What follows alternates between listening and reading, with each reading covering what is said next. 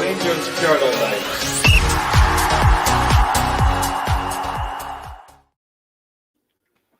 Good evening and welcome to your Rangers Journal post-match Q&A following the shambles of the Aberdeen game. I don't think there's much else to call it. Plan for tonight is we'll give you some thoughts on what we saw from the game, and then once we've done that, we will open it up to the audience.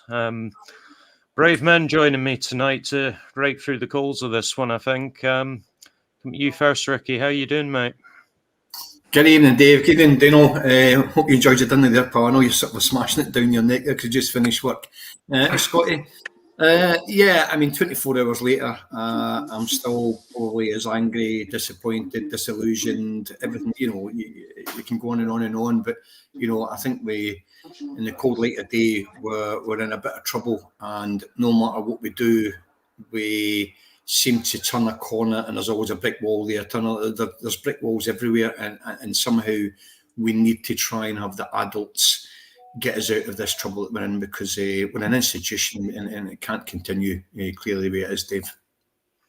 Nah, something's got to give, hasn't it? Dino, how you doing, mate? Been better. Hardly had probably one of the worst night's sleeps I've had in a long time last night because of that. Genuinely, I'm lucky if I got 4 hours. So this is going to be incredibly therapeutic for me and you guys. So let's get into it. Yeah, cathartic, I think will be the word. Just before we launch into it, then, just a quick word to the pod sponsors, Premier VPN. Simple, safe and reliable VPN solution for all your needs.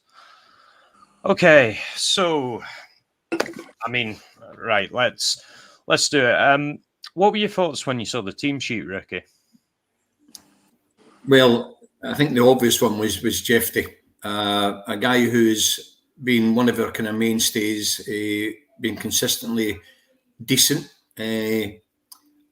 up until the team was announced yesterday. I think every one of us to a man would have thought he would have been nailed down to be our left back last night. And as it transpires, he wasn't. He was put on the bench, and for some reason, or I'm led to believe, it's because he was being rested.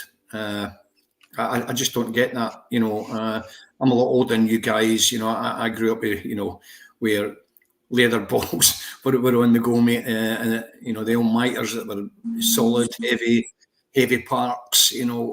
I played 4 games of football a week at a decent level.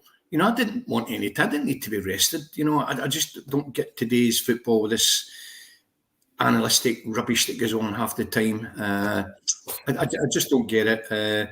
So that was the obvious one for me. The rest of the team, you could argue, would sort of picked itself. Although we've got major problems with Dessers, clearly, haven't we? I think Dessers is a problem, mate. Just picking up on that, I think Jeffrey was the kind of obvious one, to be fair. If you did need rested, right, and let's put aside the kind of that's a myth thing. Let's just say for a minute he did need rested. Why are you resting him for that game? Why on earth wouldn't you have rested him before? Yeah, the decision is utterly flabbergasting. He clearly seen the importance of the game by resting Tav at the weekend, right? So Jeffrey's our number one choice left back, and echo what Ricky said, there's been decent, and he's been although we've not been great, but he's been one of our better performers consistently over the space of the season thus far. So the importance of resting Tav was obviously in the manager's mind for last night, which he did. So why not the importance of resting Jeffrey in the same game with one eye on Wednesday to then bring in a right back at left back and then giving us zero balance in the side? There was not one left-footed player in that starting 11. That's incredible, absolutely incredible. So the the decision to rest Jeffrey, not against St Mirren, but against Aberdeen, who are high flying, is just flabbergasting, and not one Rangers fan can make sense of that decision. It's not even as if you can analyse it in a way to give context that the managers did it for this reason or that reason. There's no profound reason for him doing that, in my opinion. No, I'm with you, mate. Stevie, welcome on, mate. I gather there was a bit of an issue with the link, but yeah, sorry about that. Have you? No, not at all. So I was just asking the guys, what was your kind of thoughts? We've gone over the Jeffrey one, but when you seen the team sheet, was there anything else that kind of surprised you or bothered you about that? No, I would say it's fully predictable. We can all pretty much pick the team he's going to pick. But yeah, I guess Jeffrey was the absolute shocker. To me, it's bordering on gross incompetence. Like, why would you play a right-footed player at left back in such a huge game? I like Casa. I've been quite impressed with the lad, to be honest. But why would you leave it your first choice left back? And it's like, why is he resting him? It's not like we're playing like. He's not away in international games. You know what I mean? He's a club football player. There's no reason to rest him. I don't know if he's got a knock or whatever, but that was such a strange decision. I couldn't get my head around it, and it showed. I think he's starting to make more and more strange decisions, and that kind of topped it last night. Later on, taking off was Rami, a best quality player. We're trying to get back in the game. It's just. I've said it long enough that, you can't sack your manager in October, but it's November tomorrow, so you never know. Aye. Tell me about it. Okay, we've got our first question then, guys. So Paul is asking, question on the game. Do you think the offside for the disallowed goal was correct? It looked onside to me. So, Ricky, what was your thoughts on that one? Well, straight away, you look at the lines that they're so called, and who's to say those lines are straight? To me, he was onside. And that's me not trying to say we deserved something from the game, because we didn't. We played reasonably well in the first sort of 25 minutes of that second half. We were on the front foot, and we were pushing the game, and we deserved a little bit of luck. But that decision went against us. I'm not one of these, conspiracy theorists. It was a 50-50 call. People would argue it wasn't offside. People would argue it was. For me, the attacker should be getting the benefit of the doubt in that kind of situation, and he was onside, and it should have been a goal. It should be allowed to stand. But then at the same time, was McCausland offside, because we never seen the lines for that one. We only just saw the lines drawn for the Dessers part of his play. So no, that particular point for me, it should have been onside. Yeah, I remember when we had the Euros in the summer and you saw the semi-automated offside stuff. That was brilliant. There wasn't any doubt. It was just quick, concise. But that, I've seen the images and. Okay, they're saying it's offside. It's just a mess, isn't it? You can't really tell from that, I wouldn't say. Okay, next up we will come to yourself, Dino. Doug's asking, was it specifically said he was rested, or was it a tactical change? So this is, again, Casa playing for Jefte. Now, obviously, we don't know the answer to that, but I guess just kind of turning that into a question. What kind of tactical change would drive you to play a right-footed fullback at left-back? Can you see any scenario where that could be the case? I'm going to flip that around. Let's say he was brought in because of his physical attributes, right? Jeffrey's 6 foot? Quite again. He looks about 16, 17 stone, if you ask me. Quite a solid lad himself. So that negates that reasoning, right?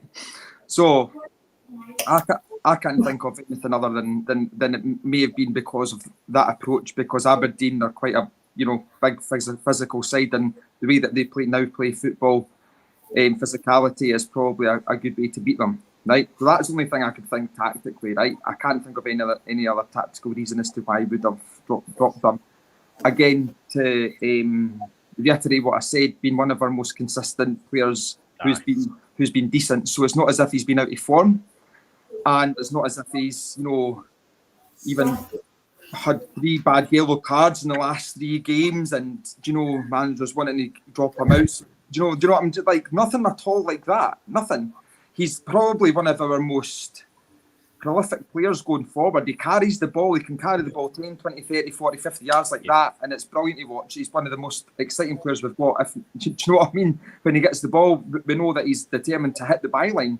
So, again, tactically, we can't think why you would be bringing in a right-footed centre-half right back to play left back. It's just, makes no sense whatsoever. So you've got to think it's only got to be because he's resting, because tactically there's no justifiable reason. Yeah. What else have we got? Okay, lots of complaining. Remember to fire in the questions as well, folks. We'll get the guys to put up their thoughts. In the meantime, I've got a funny feeling I know what you're all going to say, but it probably needs to be asked just to get the elephant out the room. It's Clement's time up. Can I jump in here? Yep, absolutely. I've been his biggest defender on this pod. I keep saying you can't sack your manager every time I'm on. But I don't think you can make a case for the defence for Clement to stay the way things are going. I mean, on the pitch, there's no real progress. Aberdeen are like that perfect case in point. They put Clement in such a bad light. The way that new guys came in, he's done really well. He's got them doing the basics. They're competing. We're not doing any of that stuff. So it's hard to see how he goes forward. Even Jeffy, like Dino's just covered, he actually does kind of move the game forward for us. And we never had that last night. I could have almost understood Casa coming in if we were going 3 centre halves, but keep Jeffy on the pitch. That you're more physical, then you've got the option. It's just some really strange decisions. A lot of stuff. His subs were no great. And then the post-game interviews, it just compounds it. I mean, he sounds mental. I'm sorry, but he just sounds. The stuff's getting worse. Yeah. And I really want him to succeed. I wanted him to do well, but he's just not doing it. I keep thinking things will change, will get better, but it's not happening. So it's difficult to see. I think the only thing keeping him there is the fact that we don't have an infrastructure at the club. We've not got a CEO, we've not got a permanent chairman. If these things were in place, I think it'd be easier for him because he wouldn't have that uncertainty above him. But it's also kind of keeping him in the job. I think the technical term for Rangers right now is shagged because we're in a particularly difficult spot. I find it difficult to make a case for Clement. I don't know what the guys are thinking. Ricky, what's your thoughts? Time up or is he getting more? I said he'll get to the Aberdeen game. I've tried to sort of support him, but I just can't. I cannot abide his stubbornness. He's just such a when was the last time we enjoyed watching the Rangers? It's just so boring and predictable. And I've said time and time again in this pod that an opposition manager on a Monday morning playing the Rangers on a Saturday must be like that. You answer because they know exactly how we're going to set up. Any team can play against us. Now, what I would say is we go to the European game. The Malmo one was a good example. The most recent one just gone. We've played particularly well, very well. So I don't think we've got a bad set of players. So it comes down to the management and how the system, how we set it up. There's no plan B. There's nothing. It's just so lethargic. So it's just so depressing to watch. And yet we can produce it on occasions. Like I mentioned earlier on in this pod, the first 20 minutes, half an hour of that second half, we were actually quite good. We were on the front foot. We were attacking. We were showing a little bit of urgency and a little bit of fight for 20 minutes, half an hour, but we don't get that for 90 minutes. And we haven't done all year, this calendar year. Hearts aside, 5-0.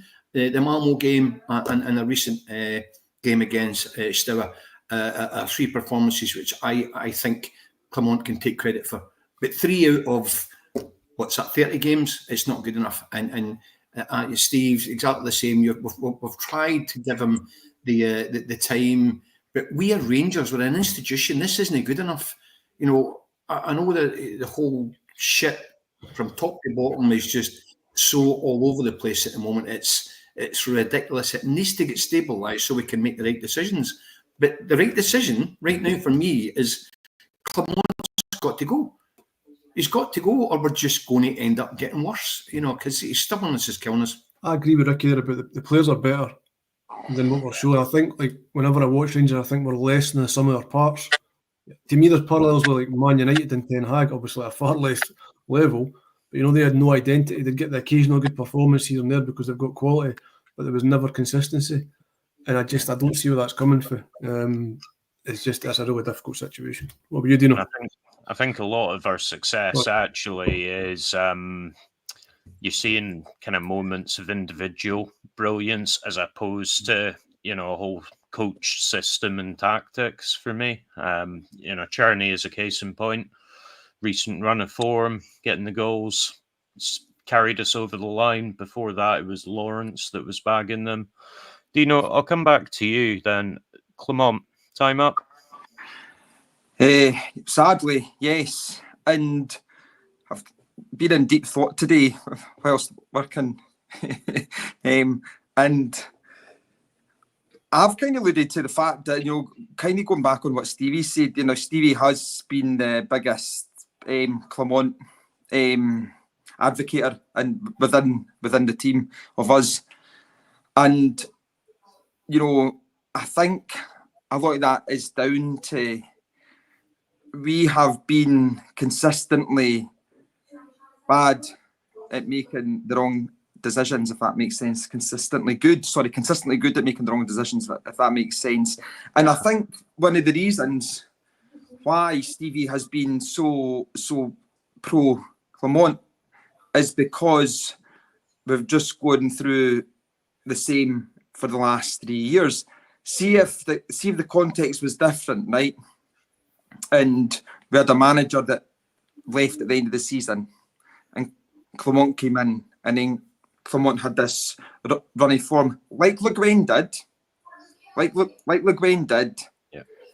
Stevie would be calling for Clement's head, I think, as quickly as everybody else. Well, to be fair, there's some being a lot quicker than others. There were some people saying it last season when the wheels started to fall off. So, yeah, it's definitely time to go. There is no way on earth he's ever going to win the fans back. Nothing at all is going to change the minds of. It's not just 90% of the fans, 95% of the fans. It's 100% of the fans. So when you lose the fans of Rangers, you've lost your jobs essentially. If we're going to start to keep him in, because as the guys have alluded to, there's no structure there, nobody in place to say, look, here's your P45. So he needs to stay in the building until somebody above him actually comes in that's going to be able to make that decision. That's the key. You know, that's the key, because you're right. We've made consistently wrong decisions, and now because there's no infrastructure, there's nobody there now to make any decision. Yeah. Do you know what I mean? And Ricky's right. He's so stubborn. Like, I wanted him to like adapt and change and like maybe change the formation. Mm-hmm. But he's not doing it. He's doing the same thing every week. You know, what's that thing about like the definition of insanity is doing the same thing over and over with the same result? And that's that's common sense. It is, aye. And you know, the whole way that he plays in Scotland is never going to work. It works in Europe because it's a European style of football. It's never going to work. Now, I seen a snippet of Johnny McFarlane in the Rangers Review, and he said there's two ways of being successful in Scotland. Basically, the way that Walter played, the physicality, that powerful way of playing football, or the way that Ange did with Celtic, the relentless play. And it's right. It's bang on. Aberdeen played last night like a Rangers side under Walter Smith. And that was... And I don't like saying it, but that's fact. I mean, we've all seen it with our own eyes. That's the best Aberdeen side I've seen for a long time, and I'll be quite honest with you. And they were put together for £2 million. £2 million, they were put together, and they were better by man all over the park last night. We've got players that we've signed for 4 million here, 3 million there, whatever, players on 25, 35 grand a week. Right, so probably Tav probably earns more than all their team put together a week, right? So it's nothing to do with the finances. You know, the excuses made for European football was the exact same. It is the exact same because we're a fraction in comparison to the other teams that we play against, and that's the truth, right? So we're not expected to know. We're punching above our weight if we get a result in Europe because of that fact. So it's the same with teams in the SPFL playing against us, and as Ricky said, we're easy to play against.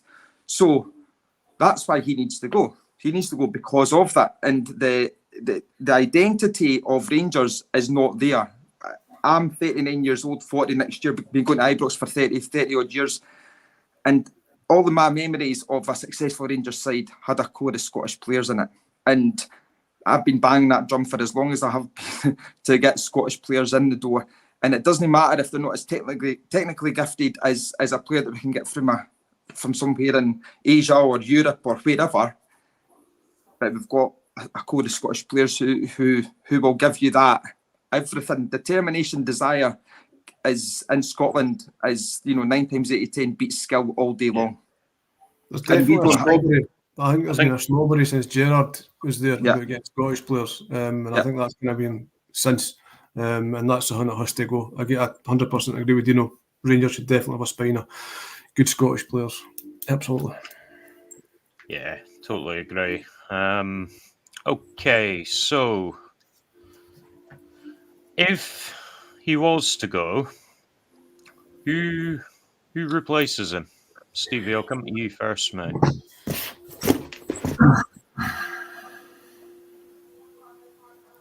You're on mute, bud. Steve, you're on mute. Having a great night, but as bad as last night for Rangers. Honestly, I think the candidate pool is really diminished by the fact the state of the club off the pitch. You know, like I've said again, no CEO, no permanent chairman. You know, without that infrastructure, your candidate pool dwindles seriously. I suppose the one guy for me is Derek McInnes. He knows the club, knows the league, got a proven track record in Scotland. He's turned us down before when we were probably in a better position off the field. So I don't know how he's looking at it just now. But yeah, to me, McInnes is the obvious choice. He was also highly recommended by Walter Smith. I remember Walter recommending McInnes for the Sunderland job a few years back because in his eyes he was the best Scottish coach. So to me, I think McInnes is the standout candidate for Scotland. About yourself, Ricky, any thoughts who you would like to see if Clement was to go?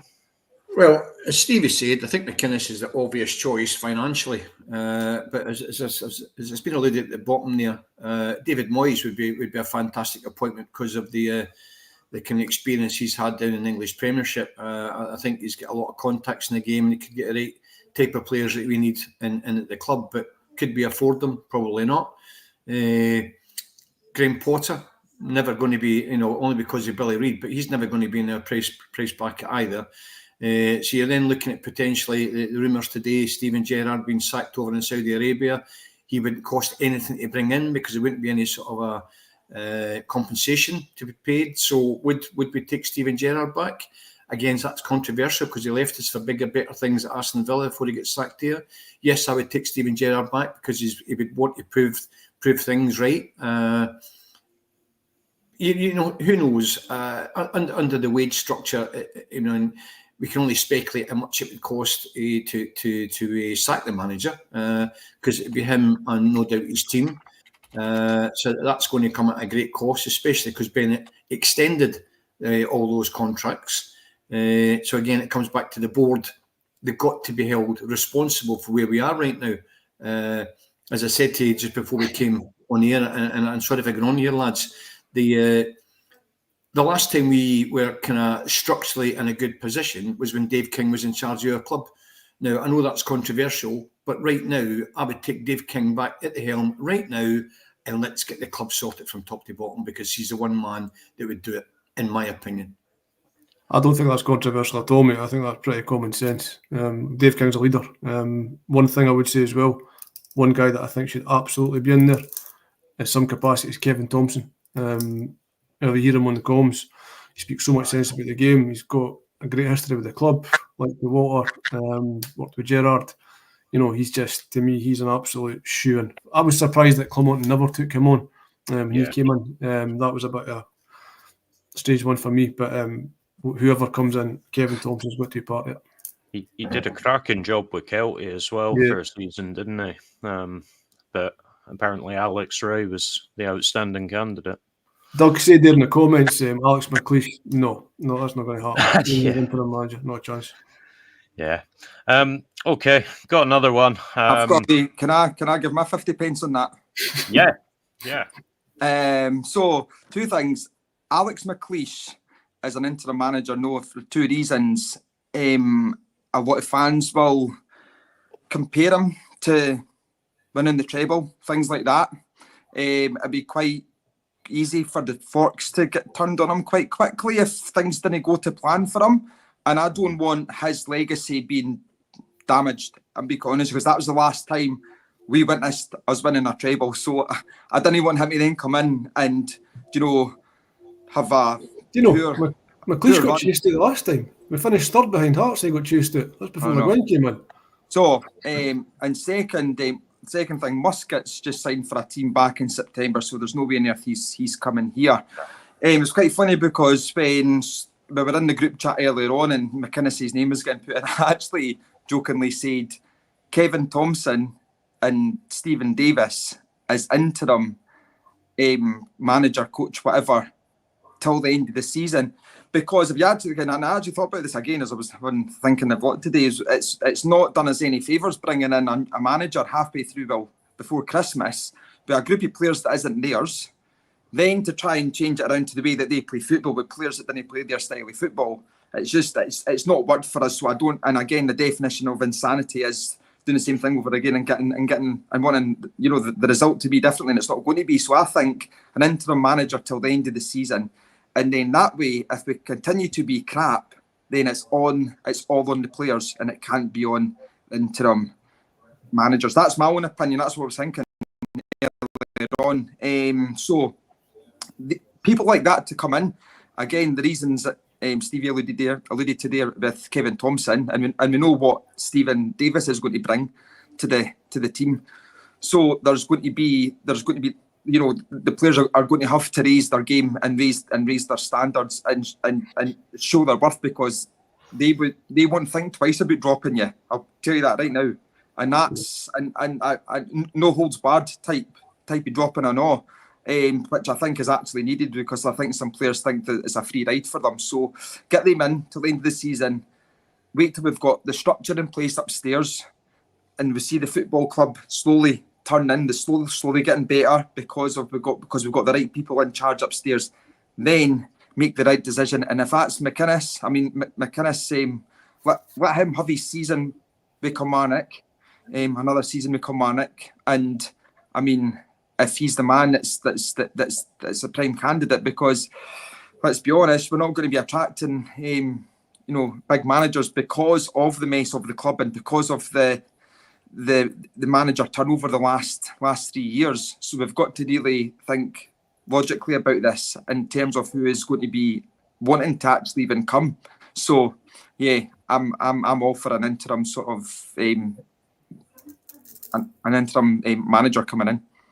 Yeah, we need a captain as well. We need a proper captain. Tav's, look, I like Tav. He's been a great servant, but he's no skipper. He's no the same player. He's no getting assists. He's no scoring goals like he used to. I don't see him as I don't think any of us has seen him as a proper leader on the pitch, and I think it's apparent now. We really need somebody on that pitch who the players look to, who will drag them through.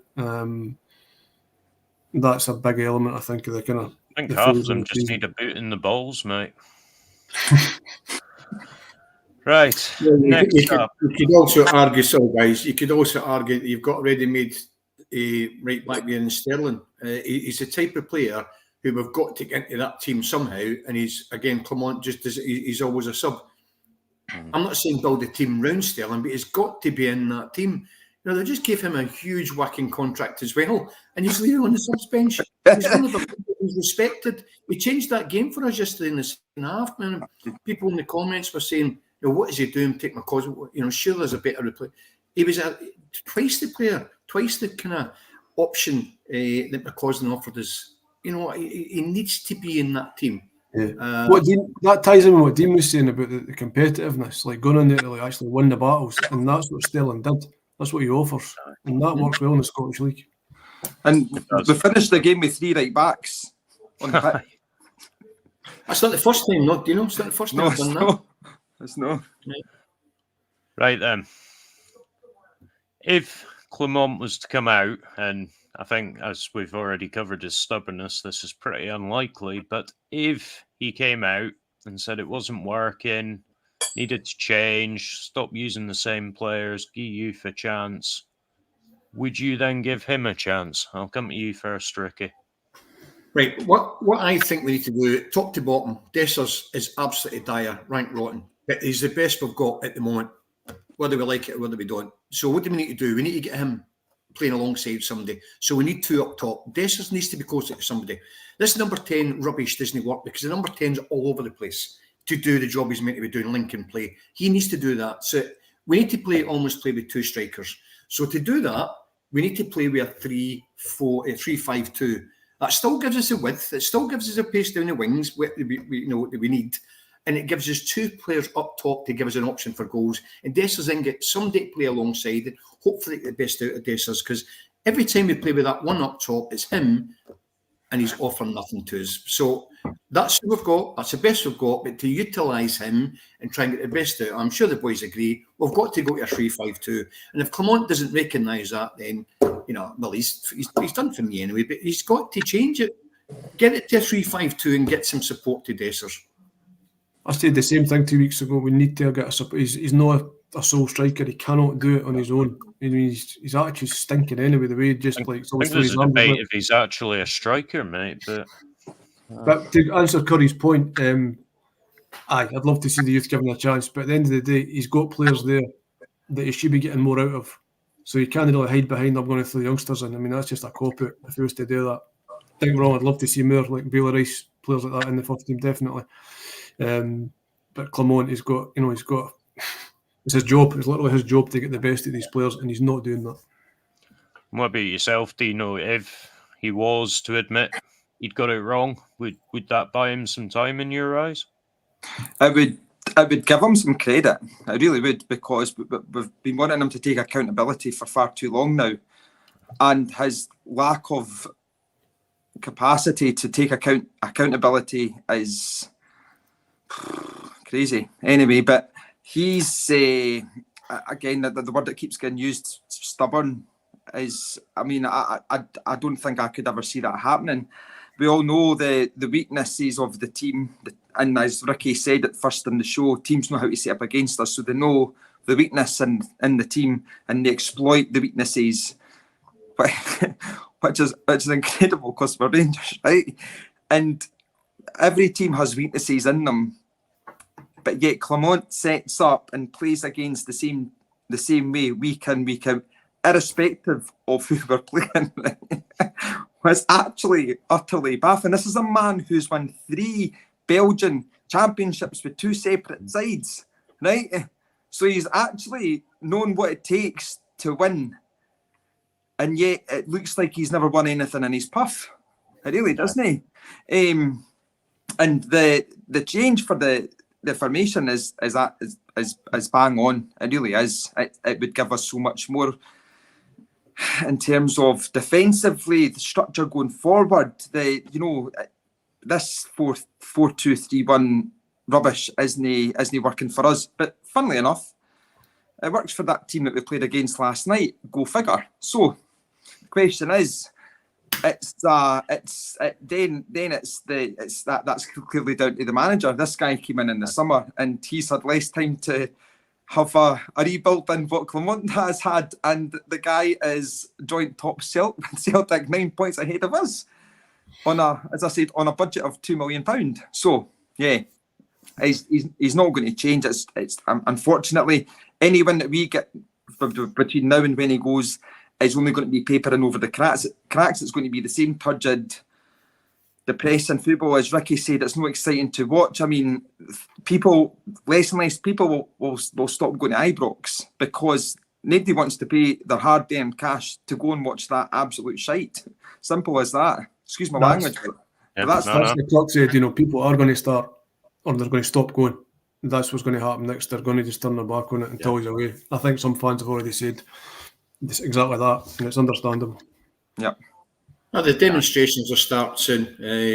That outside Ibrox, and then it will just this toxicity will just continue, and God forbid we lose Sunday. Oh my God! But it will just be.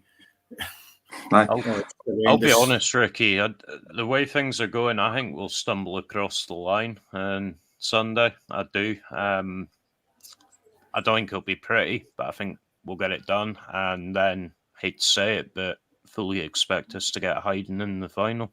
The Motherwell manager, Stuart Kettlewell, I think it's Kettlewell, Stuart Kettlewell.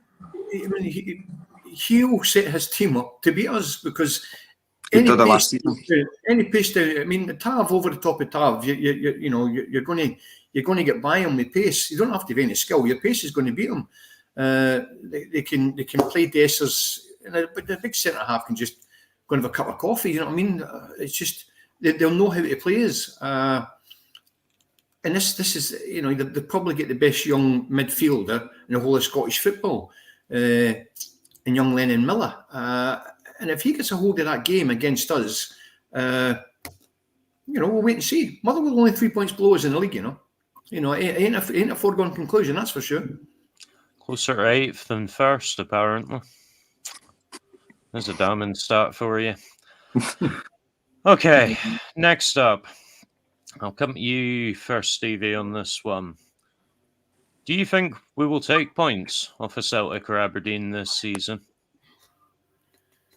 I don't think we can get much worse, to be fair, than where we are right this second. I think a couple of tweaks here and there. I mean, if Clement doesn't change, if he doesn't adapt, he's going to be going really soon. And if that is the case, we'll get somebody else in and we'll get a bounce and things will improve. So, yes, I'm sure we will definitely take points off Aberdeen and Celtic at some point. It's difficult to see just now the way we're playing. It's obviously not an ideal situation. But football has always changed. I'd hope that we can't get much worse because the way they're playing. I saw something on social media, I think it was last night, and somebody said this is basically the worst kind of Rangers team since 78 to 86, which is kind of before my memory, but I'll take their word for it. It's pretty bad under Pedro and Graham Murray into that season, but it's so kind of predictable and turgid when you go to see them, and I think Dino was saying before, I was like Clement's biggest defender. I was, because I kept hoping that things were going to improve, like seeing shoots of recovery. Even the games in Europe, like the Stoya game and the Malmo game, they were decent performances, but they were soft teams. They're no real opposition. So yes, I think we will take points off Aberdeen because I'm quite hopeful that things will change. I think if McInnes comes in, you'll see a quick turnaround. Look at Aberdeen. Look at case in point. Look at the difference in them. I mean, they've been murdered for forever. They've been a dreadful team. They get one appointment right. They even lost their best player, but he's put in place such a good structure within 3 months. When you get that right, things can change very quickly in football. All right, Ricky, same question to yourself. What was the question, buddy? Do you think we'll take points off of Celtic? Oh, you're sorry, yeah. Right, mate. It's a kind of difficult one because on the kind of current way we are playing, mate, then I don't see it. Celtic are too fast, too in your face for us to take in off Celtic. Aberdeen, slightly different because 4:25, 30 minutes of that game yesterday, as I've already mentioned, I thought we played particularly well. Could have been 2-1 ahead. It didn't work in our favour because the goal was offside. And then Dessers misses a glorious chance at the end of the game to make it even up at 2 apiece. So I don't think there's a great deal between us and Aberdeen. We're just very rigid in what we're doing at the moment, and that's down to the manager. We've already discussed that. But the one thing, going back to one of the questions earlier on, Dave, the last manager that did know how to beat Celtic was Steven Gerrard. we just knew how to set up. We were exciting. We had a system when he was with us. Yes, it went a little bit pear-shaped toward the end of his sort of a tenure. But if that was to be the case and Stevie Gerrard was available, then I would be more than acceptable of taking him back rather than Derek McInnes, although I wouldn't be adverse to Derek McInnes coming in. But given the choice of both of them, because we wouldn't have a severance penalty for Gerrard should he be sacked, I would rather have Gerrard over. I just think he's a bigger name. I think he would attract better players, which I think we do need at this moment in time, because who would want to come to Rangers as we currently speak? Do you know what I mean? So yeah, I think Gerrard, because of his track record, knows what it's all about and knows how to beat Celtic. None of our managers since got a clue how to do that. One thing about Gerrard as well, he's got more money than Rangers, so he could probably fund his own signings. Yeah, that's true. Yeah. I think the thing with Gerrard for me was even like in the early stages when he was still building his team, we had a bit of fight about us. We didn't go on that pitch and just bend over and take it, and unfortunately that lately seems to be the thing. Dino, I'll come to you with that same question. Do you think we take points off Celtic or Aberdeen this season? Right now, the only time if we take points off of them will be when the season's over and it's a dead rubber. That's my opinion. The only chance right now that we take points off of them. And going back to what the guys said there about Gerrard, like I keep funny because I keep thinking, right, hear me out, Rocky 2. When he takes Rocky back to the gym, right, and he's like, look, when you won, you had that look in your eye, the tiger. We had that when Gerrard was here. Aye. The guys need to get that look back, because when we lined up against Celtic, irrespective of the fact that they still won the title for the first 2 seasons of Gerrard's tenure, every single Old Firm game that we went into, we knew that we were battling them, and Gerrard had a great record against Celtic because of that reason. Every single player on that pitch. I mean, Ryan Jack slapping Scott Brown, Morelos doing this, Ryan Jack nutmegging Scott Brown, even just that one moment, you can never imagine anybody in the team doing that or that even happening. But as I said, every single one of the players had that in their eye, that they were, lie down and grunt style. And we don't have that at all in the side now. So, let's not forget, it could... Oh, Ricky just froze. Bring people like Bassey to the team. Somebody didn't play for us. Sorry. So, I mean, it's clearly... You're freezing up there, Ricky. Sorry, I never heard you. Also, yeah, just I'm just thinking at his side at the time, he was responsible for bringing Big Bassey up, from Leicester City to us on a cross-border transfer. Was it £350,000 or something we paid for him? It was just a delight to watch, wasn't he? Because of his energy, and he just got it. The fans loved him because he just put everything into it, and that's exactly what we don't have right now. Bassey's a great player. He's still my daughter's favourite Rangers player. Tremendous player. Last one then, guys. I'll come to you first on this one, Dino.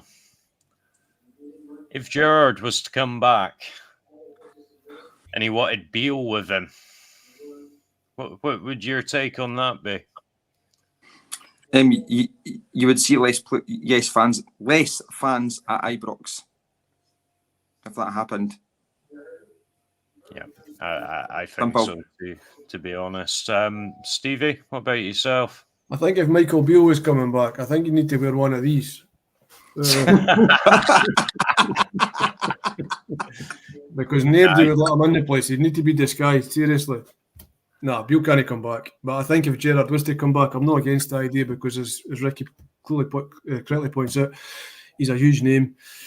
He's obviously got a special place in our hearts for what he done winning 55. He really instilled a sense of standards. Like, he really brought the standards back up, but he was backed. He had a lot of financial backing for Dave King, signed a lot of quality players. So if he was coming back, a lot's got to happen. Whereas I think McInnes is more realistic. He's a very good coach, and he knows Rangers. So, yeah, we'll have to see what happens there. And Ricky, same to yourself. Any world that you would accept Beale back? I don't buy that Gerrard would want Beale with him anyway, because I think they've parted their ways quite amicably, but I don't think that partnership would ever come back again. If it was to come back again, it happened in Saudi Arabia already, when the amount of money gets thrown about over there. I think Gerrard, if he was to come back in, knowing the club, been there for about 18 months under King, the likes of Kevin Thompson, Stephen Davis could be part of that team. Steve. I mean, in fact, the White Hart's just was he not at Liverpool with Gerrard?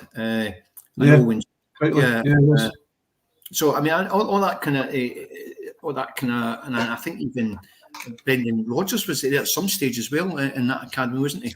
But I just think that they were all together at that particular time. They've all grown their own ways now. Gerrard's very much his own man.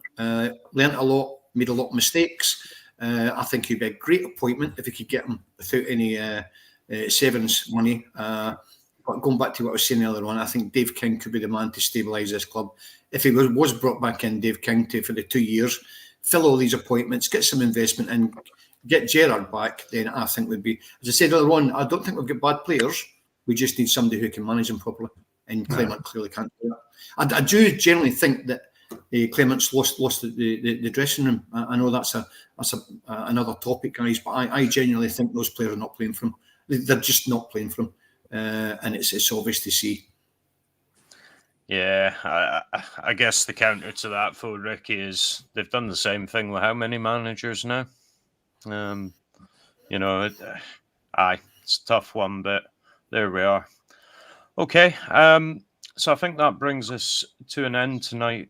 Thanks for watching, folks. If you've enjoyed what you see, please do like the video and remember to like and subscribe to the channel. Turn notifications on and you will be alerted when we are going live. Thanks for coming on tonight, Ricky. Thanks, Dave. Cheers, Stevie. Cheers, Dino Paul. I'll catch you sometime next week, no doubt. Hi. Dino, thanks for coming, mate. Was it cathartic for you? Pardon? Was it cathartic for you? It was very, very therapeutic as well.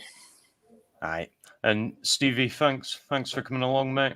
Cheers, Dave. Thanks for hosting, Ricky. Dean, always a pleasure. Never a chore. Thanks, lads. And thanks to everybody for taking part in the comments. Some great comments and questions tonight. Thank you. Yep, absolutely. Thanks very much, folks. And remember, every night's a Rangers Journal night.